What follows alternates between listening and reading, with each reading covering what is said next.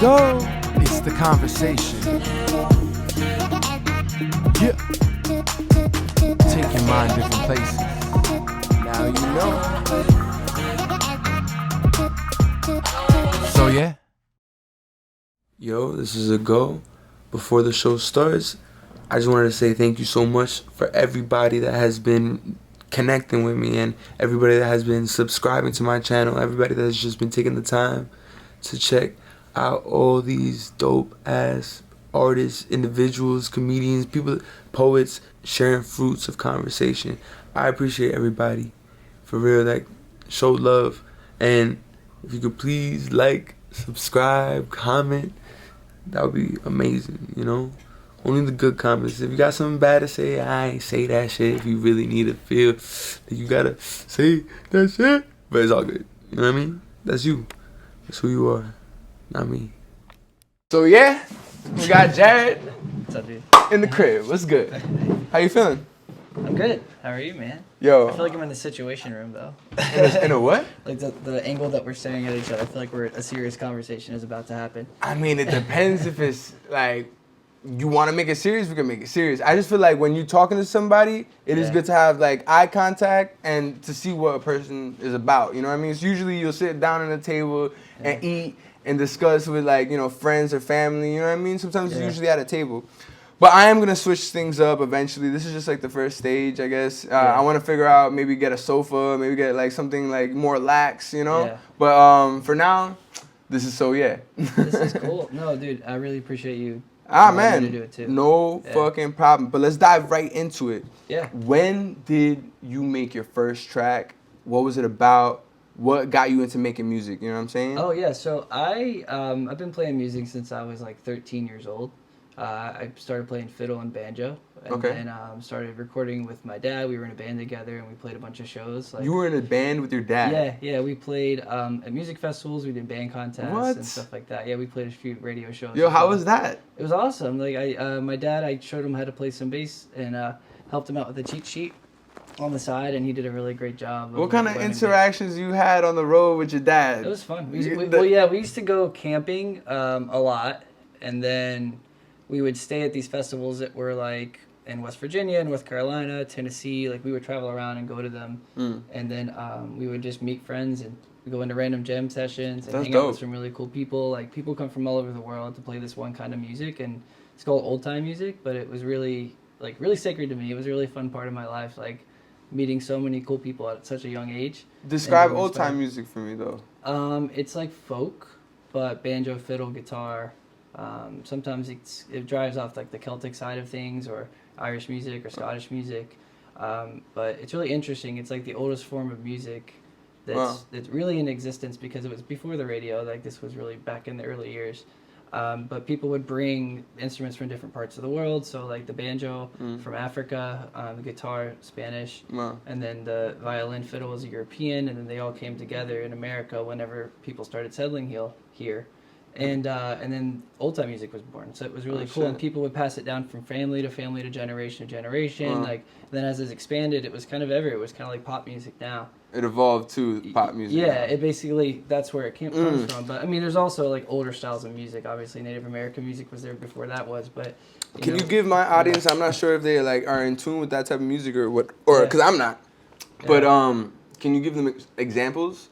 Or people that Brother, Where Art Thou is a very good example of like a mainstream movie that to watch. A lot of really great artists worked on that though, and some of them I got a chance to meet a few times, so it was really cool to see how tight-knit that community is. But yeah, it was a good experience. It was really cool. And then I started playing electric music or electronic music during the pandemic, so I kind of brushed it away for a little bit. I hadn't played music in a while, and I was like, I want to do it again. Like that was a part of me that was really important, and I really sat down and spent time and learned how to use Logic, and watched a lot of videos and started making friends, and now I'm like producing for other people. And you learn how to, I don't want to hop around too much because I want to stay in a rotation of things, but this was something you were doing with your pops when you were like, what, 13 to what? Like 13 to probably late teens, early 20s. Yeah, wow, okay. Yeah. And so he saw your transformation in music as well, because you said yourself before, right? You were talking about how your music changed and developed. It was really my whole family like was involved in it. Like my mom would always be there and like be able to like go to festivals with us. So it was really for us to like spend time together. My brother would come. My grandma came to a few of them. And, Wow. Like it was interesting because like my grandma had this favorite song and I always played it as a contest and. Like from one of your songs? Yeah. That's well, dope. it was not my song. It's a traditional song. It's Okay. Called, it's called Red Bird. It's really beautiful. All right. But and then it turned into kind of like a contest fiddle song for me, and I played it a lot. Would it a contest fiddle? Yeah, there's like contests where you can play on stage in front of an audience and judges, and then you go to these festivals and they have a little blue ribbon. Oh shit! Usually Okay. A little prize goes with it. All right, too. hell It's really yeah. cool. Yeah, That's it's a cool experience. It's like yeah. more of like a out in the country type of thing, maybe, Right, right? exactly, Like yeah. suburban areas, 100%. of Like Virginia, like the mountains, like that. And like right, because Tennessee, you're Nashville. not from New York. No, Where are you from? Yeah, I grew up in West Virginia. Yeah. How is it growing up there? Well, tell me the lifestyle, there.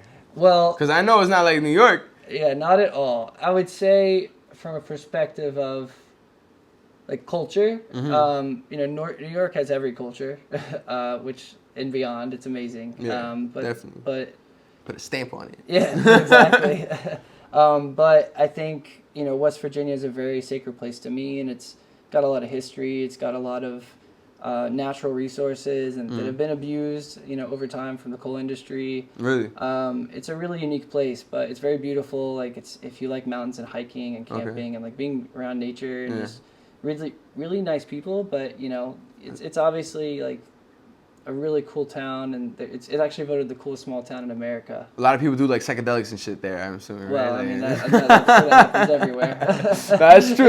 But I feel like in those areas, you know what I mean? Like, if you want to go to a festival, yeah, that's the situation you want to probably experience. that's funny as hell, man. Yeah. So, when you came over here to New York, what was it like what was the most culture shocking thing to you? I think for me, driving was the first thing that was really hard and like to get used to because I first you have space. Yeah. Well, that you have space, but just the traffic and the aggression that goes behind some drivers in New Jersey and New York. Because I was first in New Jersey, but I learned how to watch my eye, watch my back, and I got through it. So it was pretty interesting. But, okay. Yeah. So where you're from is more like more relaxed. People are more like, no, you can go. Exactly. They wave you on the side of the road, like they stop, they wait, they still wait, and then until you go, they don't move. Yeah, so in New York is like, yo, you taking too long, bro. Right, yeah. Come on. Exactly. And the beeping, I don't really understand the beeping either. The beeping is the aggression. Yeah. That's the aggression. That's the like, deal with it. Deal with. But why is the beeping always before the light turns green? Like we know it's going to turn green. Everyone's anticipating that's going to happen. And once it happens, we know. Like, you don't have to remind us before it happens. Facts. Yeah. It's just like some people are not paying attention. Some people are on their phones. That's true. Some people are just like, and then other people behind them is like, yo, I gotta get somewhere. Yeah, exactly. In their minds, because they're not going to actually be late just for 2 seconds, right? Yeah, it's a very stressful world we live in. I mean, New York is not the easiest place to live and convene one with the people. I fucking love it here. Yeah. Do you love it here? I do, yeah. What's like the most, like... I mean, Bed-Stuy Fly, yo. Bed-Stuy Fly, you heard? Yeah, this is a little clothing brand in like Bed-Stuy that I used to live nearby, and they have some really cool skate gear and stuff. Dope. But really awesome, really, really nice people too. So, nice. Yeah. And the type of people that you're connecting with now here in Brooklyn, like you're building different type of sound. I don't even know what to describe it. It kind of like gives me a, like, you know who Sam Sparrow is? Yeah. Kind of gives me like a mix of Sam Sparrow with like a something more ambient. I don't know, something more just like. I think a lot of influences that I like to listen to are like Sylvan Esso. Have you ever heard them? No. Really cool. They're from North Carolina. Okay. They're a couple now, which is How do I say it again? Sylvan Esso. Sylvan Esso. Yeah, like the name. All right. Check it out. Yeah, once I see this and I edit it, I'm like, Sylvan Esso. Okay. They're dope. Yeah. And then I think some others are like Elderbrook, which is a really cool, and like I think a lot of my vocal attempts at vocal producing come from like what I listen to with his vocal edits.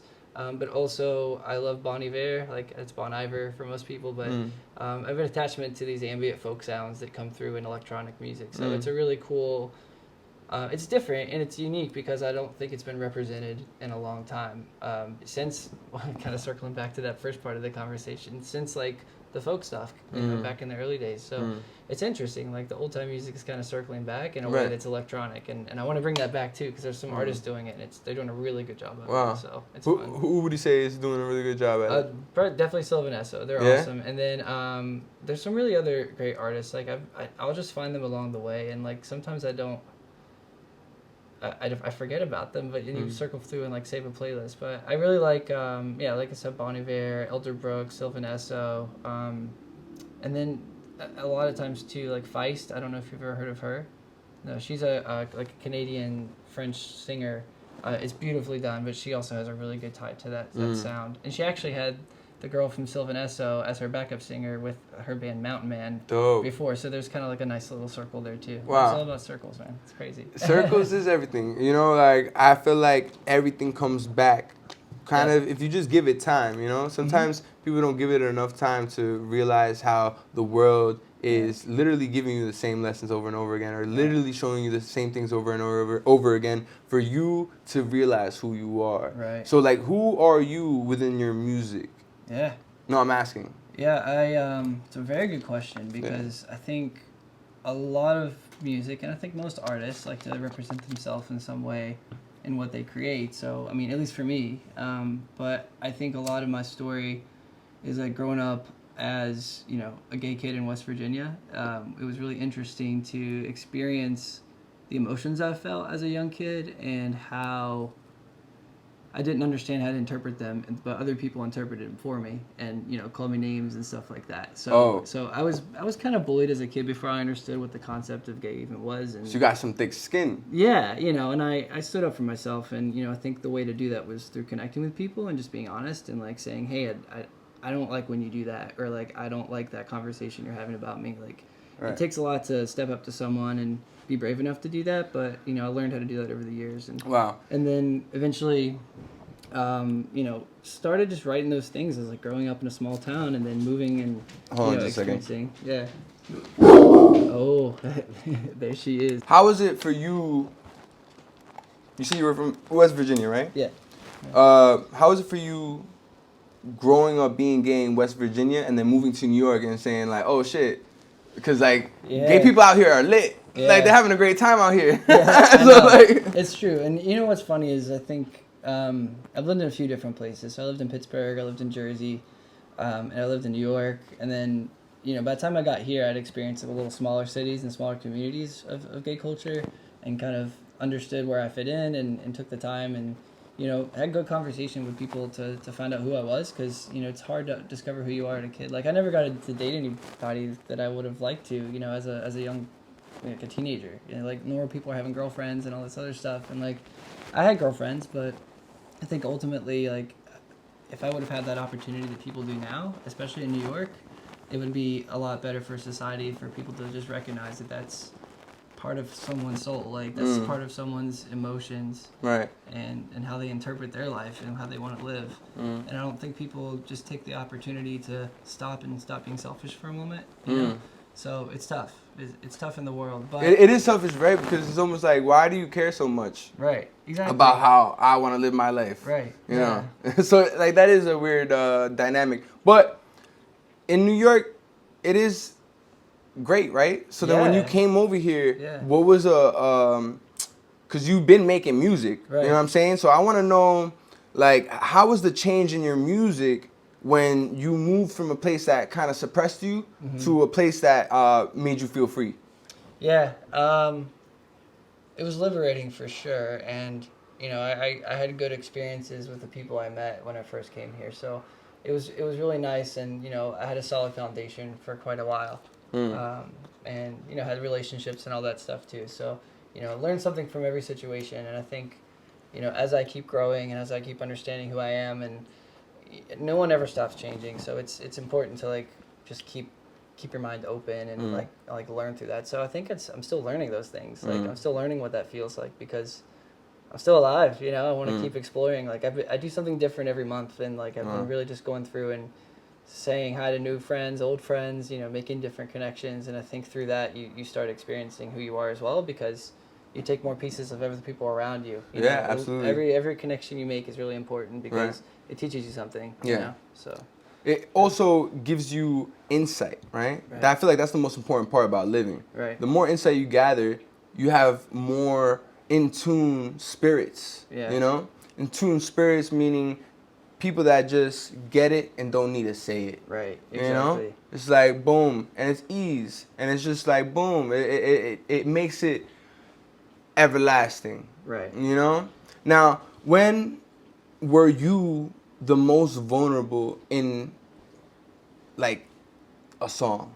Yeah. You know, like in terms like when was the first time you were the most vulnerable in a song, and what song was that? It's the one that's out right now. It's like my second song. It's called What's it called? Lonely. Lonely? Lonely, yeah. By JYRD. Yeah. Lonely by JYRD. JYRD, if you want to look it up. All right, you can find it anywhere on all Yeah. platforms. It would be nice if you would listen, but yeah.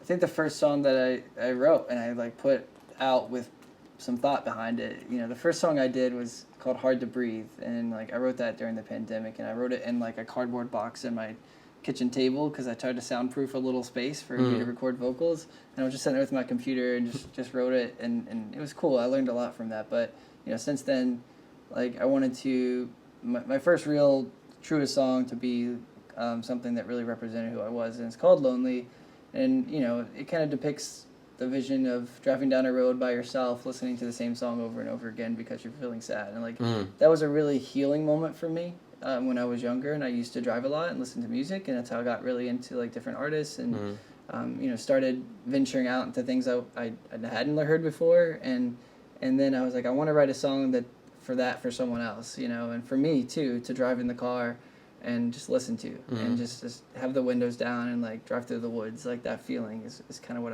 I get from it. Right. But it's a part of me, and I think it's really kind of about my journey and growing up and like learning who I was, and part of the lyrics are like, you said you're lonely, I said I'm free, and I think when you say that, you're like, you said you're lonely, I said I'm free, it kind of goes back into the concept of two things maybe weren't meant to be for each other, and it's not the right time, you know? So expanding on that concept of like growing up with that mentality of things just not clicking, you know, and trying to find out who I was, because until I hit my late 20s, I really didn't really start feeling as comfortable as I am now with myself, you know? Wow.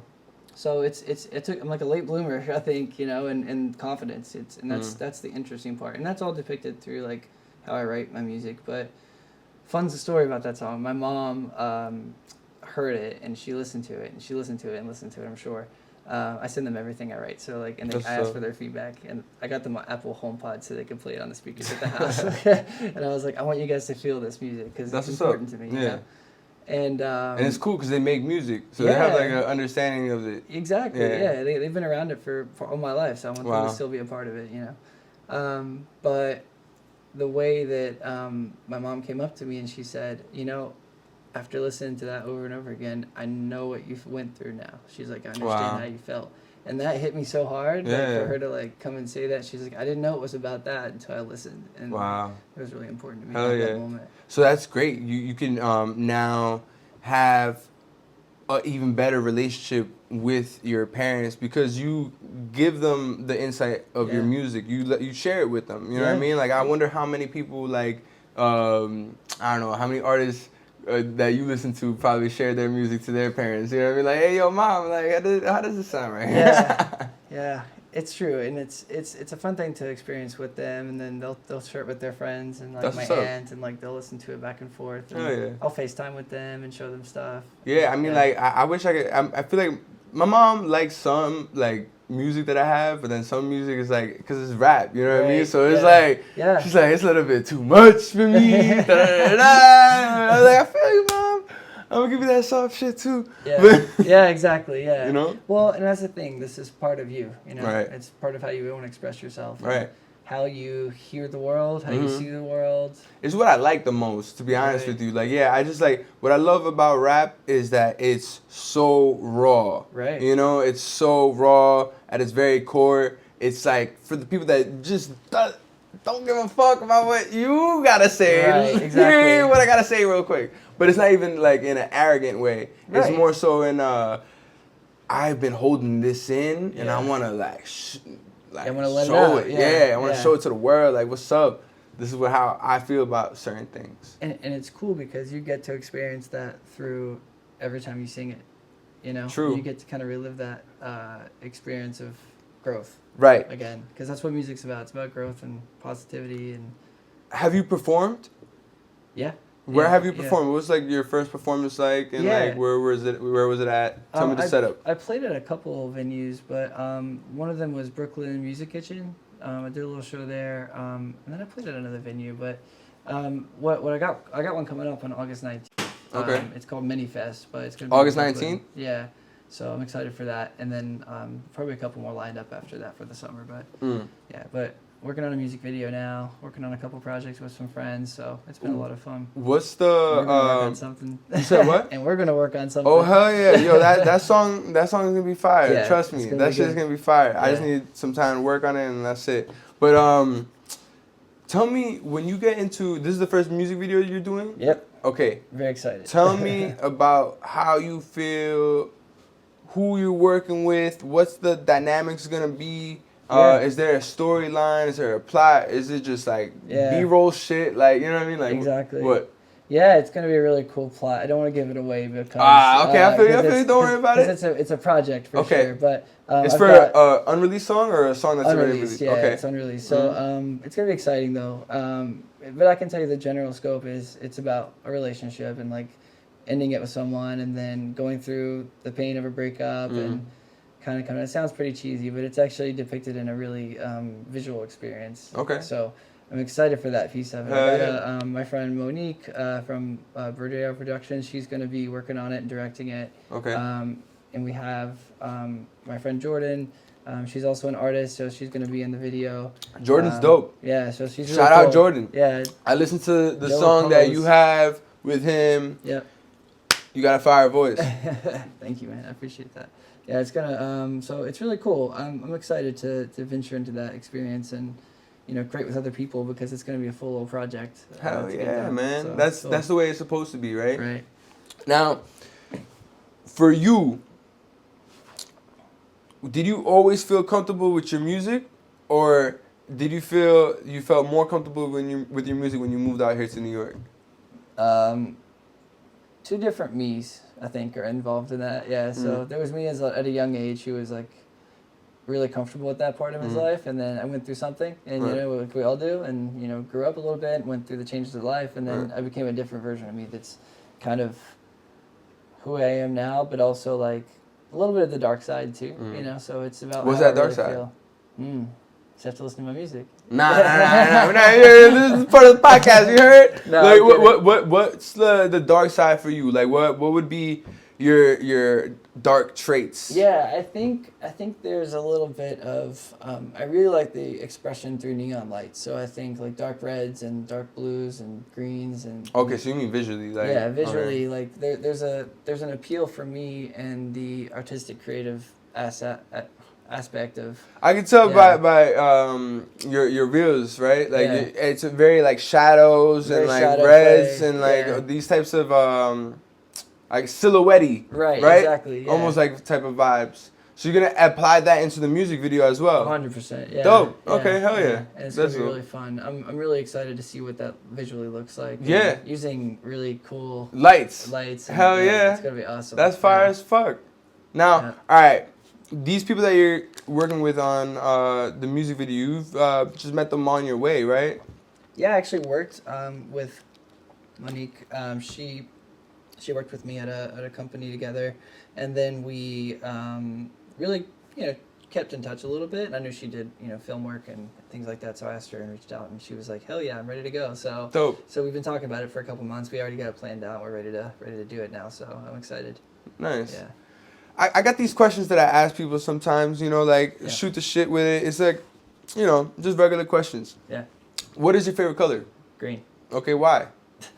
I was going to go like a speed round. I was ready to hit it. Green is my favorite color because it makes me feel like I'm in the woods. I think growing up in the woods all around you, it's a nice feeling, and it feels very like clean and fresh and like yeah, I don't really know the color theory behind green, but I think that's how it makes me feel. Yeah. Right. Yeah. What's your favorite animal? Ooh. I'm definitely a cat person. Okay. Yeah. Why cats? I had a cat for 12 years. Unfortunately, he passed away. His name was Panther. But he became my best friend, you know, and he moved with me through all those different places I lived. Wow. He was my buddy, so think about him every day. I have a little picture of him in my room that I keep hung up. So I feel that. yeah, so Oh, that's yeah. cool. Yeah. But nothing else besides cats? Like, there's no other trait behind cats that you like about them? Definitely. Like I feel like for me, he was kind of like a dog. Like he would play fetch. Really? He would come up to me. Like he knew when I was down. He would come cuddle with me, and like just he really felt. You know, we were buddies. You know, he's my best friend. You know, yeah. So I miss the guy. Oh yeah. Yeah. What's the first thing you do at a beach? Probably sit down and put a towel down Okay. and then lay there. You're like tan, just chill out. Yeah, just chill. Okay. You're gonna go into the water at all or not? Yeah, I'm afraid of sharks, so I. For real? I'll go in the water, but I'm always at that feeling where, or like when something grazes up against your leg and it's Right. like a seaweed or something, Yeah. or like a fish or whatever it You're is. like, what the fuck? Or someone else, you know, bumping Yeah. into you. Like I just freak out a little bit. Damn. So. I had something bit me in the water one time. Really? Yeah. She was wild. That's all my right. worst fear. Yeah. Yeah, you'll live. Well, maybe not all the time, right? Hey. Yeah. The next question: imagine yourself in an all-white room, Yeah. and you can have anything you want inside the room, but everything is white. How do you feel inside the room? Would it be bright? It's white. You know what I mean? Cool That's your. Can I use that in the music video? Sure. You know what I'm saying? Yeah. I mean, I can have anything I want. You can have anything you want, but everything is white. How do you feel inside the room? I feel like I'd be blinded. Like I wouldn't be able to comprehend what's going on. It'd be very like, it'd be a weird place to be. It definitely would be a weird place to be. It wouldn't feel good. Okay. Yeah. That's it? I mean, we can get on some deep theory stuff here, but like I think from a perspective of like being in say it a different way. It's just that way. So imagine yourself in an all-white room, and you can have anything you want inside the room, but everything is white. How do you feel inside the room? Calm. But that was not your first fucking response, my guy. Yeah. So now it's calm? Well, now I'm envisioning like laying in like a neon bright light room with just nothing. But that's not what Nothing? you're saying. Just nothing in there. Like, Okay. But you could have anything, but you choose to have nothing in it. Nothing. Yeah. All right, I'm just okay. envisioning because you can't see anything. Right. Everything's the same color. Like so Okay. I would just imagine like nothing would exist. Like I would just be in nothing. You just being nothing. Yeah.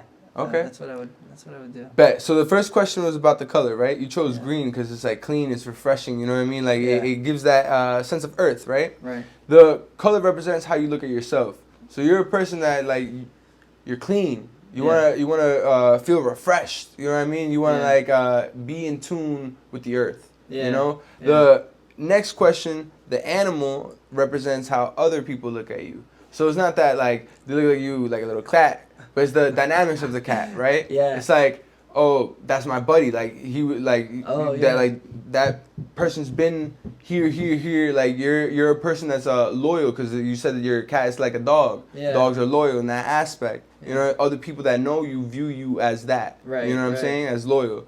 The It's pretty true. next question though, beach represents how quick you are to jump into things. Okay. So you're actually not. You want to just like take your time. You're actually more so fearful of jumping into certain situations because you're cautious of sharks. Yeah. You could take that metaphor however you would like. You know what I mean? Pretty good metaphor. The next question is the white room. The white room basically just represents how you feel about your life at times. Yeah. So when things are too much of the same thing for you, you feel blinded. Like it's like what's going on. You need variation, which is not intended for everybody in life. Some people like a specific type of order. Maybe you don't like order. Maybe your order is chaos. You know what I'm saying? Like pretty accurate. that's like these psychological questions, like the type of shit that makes it seem like it has to do with something, but in reality it has to do with something else. Right. That's cool. That's the shit. Yo, bro. that was cool. You can use it how you like. It's a great icebreaker. I always recommend it for my homies, and I'm always telling them that it's really cool to like That is learn. cool. You could get to know somebody in like fucking 5 minutes. You know what I'm saying? Do you think that kind of fits my bill? What do you mean? Do you think that all those things fit my bill? I mean, I can't tell you that. I mean, I don't know you like that. You know what I'm saying? Like, matter of fact, we should say how we met. We met. We met what, on a bus years ago. Yep. And then you was on your way to work. I don't know where the fuck I was going, but I went and I was in the track smoking some weed and the shit, telling you to pull up, and you were like, "Nah, man, I gotta go to work." Yeah. But sometimes life. Hits you like that. You just meet someone in a random ass way, and then we stayed in touch. You showed me some music, and we like hung out by the rocks next to the water in Queens. Yeah, it was pretty fun. That was a chill day. But yeah, it's interesting how like people connect, and then you meet them at the right time in your life, or they're like a warning before the right time. You know? So like, that's what's important about people. Remember them, and remember what's special about them, and like what brings them good traits. You know, that's a fact. Yeah. Yo, is there anything that you wanna share to the people in terms of like what about your music you wish for them to convey? Well, one thing I want for people to do is practice good posture, because mine is horrible, and I need to call that out because it's I'm sorry, but it's a good thing to think about. The second thing is I think that it's important for people to convey it how they choose, because it's going to be different for everyone. Like no one thinks the same way about another person. No one thinks the same way about a colored shirt that you like. Like, people have different opinions, and I think that's important to recognize. But I just want people to find it, and if they like it, share it, experience it, keep it to yourself, like whatever makes you feel good, because that's what's important about music. It's something to cherish, and if what I say and you like it, and if you like the lyrics, like, I think they're meant to let people experience them how they wish. I don't want anyone to make a specific call on what they say, because it's not fair to the listener. Enjoy it how you want to enjoy it, and what memories it brings to you, because that's important. That's what music does. It's very like memory focused, and it brings good feeling. To a specific time, right? To a specific time, yeah. So enjoy it. Whatever. Word. However you like. Where can the people find you? I'm on Apple, Spotify. I just made a SoundCloud. I'm late to the game on that. And Instagram, it's all linked there. It's JYRD Music. You heard? Yeah, JYRD Music. Yeah. So yeah. That's cool, man. Wait, we didn't talk about the duck. What do you mean? Like, it says save the duck, and this duck has obviously not been saved. It's got missing toes. Oh no! Look, I saved the duck. Tundra decided to do what she does. You know what I'm saying? So that's hilarious. Does she love that one? That's good. Yeah. Not really. She likes small ass toys. I don't know. Like, what's her deal? She did not save the duck, so not impressed. So yeah, Catch JYRD. He's dope. Peace. Go. It's the conversation. Yeah. Take your mind different places. Now you know. So yeah.